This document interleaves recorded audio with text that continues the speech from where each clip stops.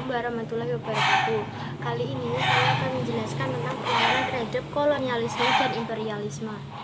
Yang pertama ada perlawanan yang dilakukan masyarakat Indonesia, yaitu perlawanan Ba'abullah mengusir Portugis.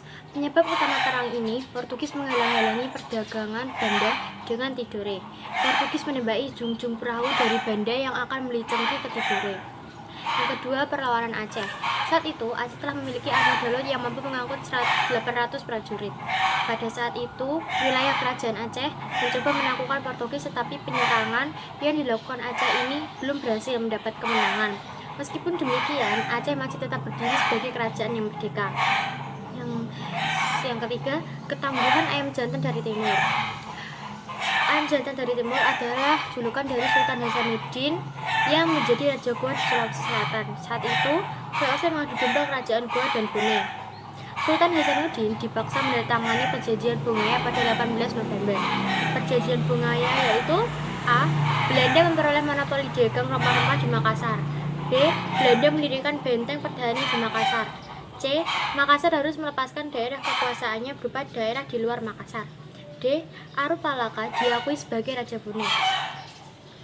Yang keempat, serangan Mataram terhadap VOC.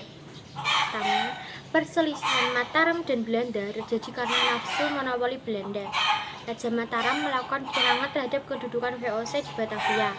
Serangan pertama pada tahun 1628.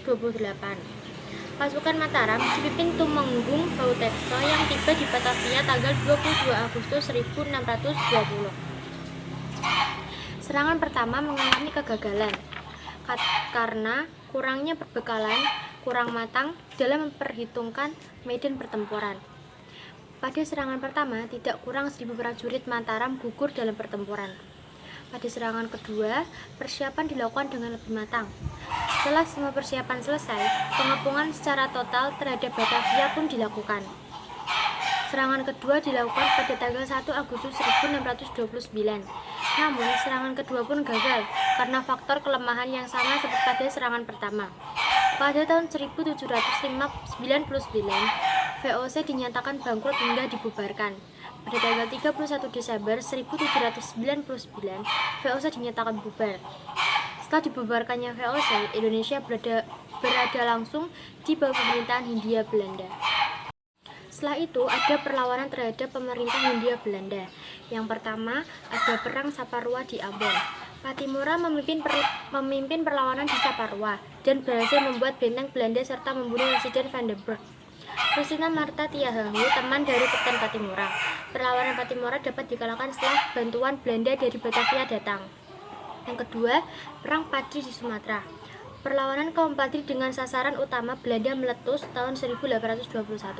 Kaum Padri dipimpin Tuanku Imam Bonjol, Nan Cerdik, Tuanku Tambusai, Nyai Adahan. Perlawanan kaum Padri berhasil membuat Belanda terperosok. Belanda mengajak kaum Padri berdamai yang diusulkan di Bonjol 15 November 1825. Setelah memadamkan perlawanan di Ponorogo, Belanda kembali melakukan penyerangan terhadap kedudukan Padri. Belanda menerapkan sistem pertahanan benteng sel-sel. Dengan siasat ini, Belanda akhirnya menang. Yang ketiga, ada Perang Diponegoro. Perang Diponegoro merupakan salah satu perang besar yang dihadapi Belanda. Perlawanan ini tidak lepas dari kegelisahan dan penderitaan rakyat akibat penindasan yang dilakukan pemerintah Hindia Belanda. Penyebab perang ini yaitu campur tangan Hindia Belanda dalam urusan Keraton Yogyakarta, pajak-pajak yang diterapkan pemerintah Hindia Belanda, dan kebijakan ekonomi lainnya menjadi sumber penderitaan rakyat. Hal ini dianggap melecehkan harga diri dan nilai-nilai budaya. Yang keempat, ada Perang Aceh. Belanda mendapat hak atas Aceh. Belanda juga membakar Masjid Baitur Rahman yang menjadi benteng pertahanan. Semangat jihad menggerakkan perlawanan rakyat Aceh. Belanda semakin terdesak, korban semakin banyak, dan keuangan terus terkuras. Belanda meminta masukan atau rekomendasi tentang cara mengalahkan rakyat Aceh. Menurut Hu Granje, Aceh tidak mungkin dilawan dengan kekerasan. Taktik yang paling mujarab adalah dengan mengadu domba antara golongan Ulai Balang dan kaum ulama. Yang kelima, perlawanan Sisingamangaraja, Sumatera Utara. Perlawanan ini dinamakan juga Perang Batak, berlangsung selama 29 tahun. Pertempuran diawali dari Bahai Batu yang menjadi pusat pertahanan Belanda tahun 1877. Yang keenam, ada Perang Banjar. Berawal ketika Belanda campur tangan dalam urusan pergantian raja di Kerajaan Banjarmasin. Perlawanan dilakukan oleh Prabu Anom dan Pangeran Hidayat. Pada tahun 1859, Pangeran Antasari memimpin perlawanan setelah Prabu Anom ditangkap Belanda. Pada tahun 1862, Pangeran Hidayat menyerah dan berakhirlah perlawanan Banjar di Pulau Kalimantan. Yang ketujuh, perlawanan Jagaraga di Bali. Perang ini berawal ketika Belanda dan kerajaan di Bali bersengketa tentang hak tawan karang Buleleng tidak menerima tuntutan Belanda untuk mengembalikan ke kapal-kapalnya. Belanda berhasil menguasai kerajaan Buleleng.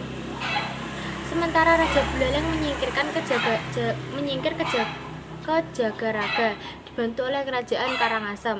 Setelah berhasil mereka merebut benteng Jagaraga, Belanda melanjutkan ekspedisi militer tahun 1849 di Bali. Seluruh kerajaan di Bali pun jatuh ke pihak Belanda setelah rakyat melakukan perang habis-habisan sampai mati, yang dikenal dengan Perang Puputan Jagaraga. Terima kasih.